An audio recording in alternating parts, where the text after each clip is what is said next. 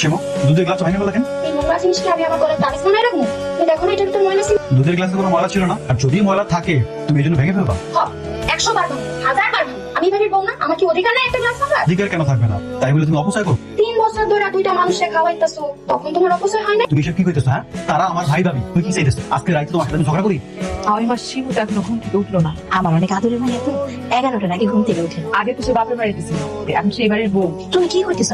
একটু ভালো করে খুললে কও। এবারে সব কাজ আমি একাতেই করছি। তা এখন তো এই বাড়িতে শিমু বউ হয়ে আসছে, এখন যদি আমার সাথে একটু হাতে হাতে কাজ করে দেয় তাহলে তো কাজগুলো শেষ হয়ে যায়। কাজ বাজ তো আর ফালা রাখা যায় না। তা তোমার কে ফালায় রাখতে গেছে? কাম ফালায় বইয়ের সুখে যাও, হাতের কামগুলি সেরে ফেলো।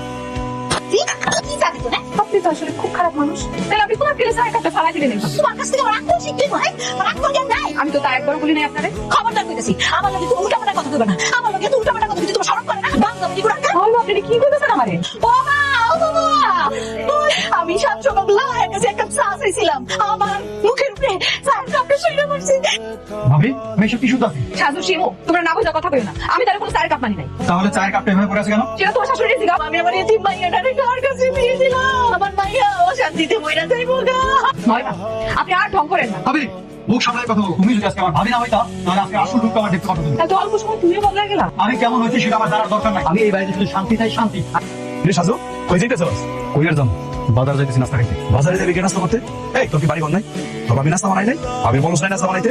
আরে কি করবো, আমার মায়ের 1 কাপ চা দিতে গিয়ে তো সে হাফ হয়ে গেছে। তারপর আমার মার মুখে চাবি খাবার দিয়েছে। আর সম্বন্ধে কি বলতেছিস তুমি কি বুঝতেছিস? তুই তো ভাবির ছিলস না? খুব ভালো করেছিস। আর আমিও চিনাইছিলাম। গত 3টা বছর আমি যা চিনাইছিলাম, আর 24 ঘন্টার মধ্যে উল্টাই দিছি ভাই। ওকে ঝগড়া করার মানুষ।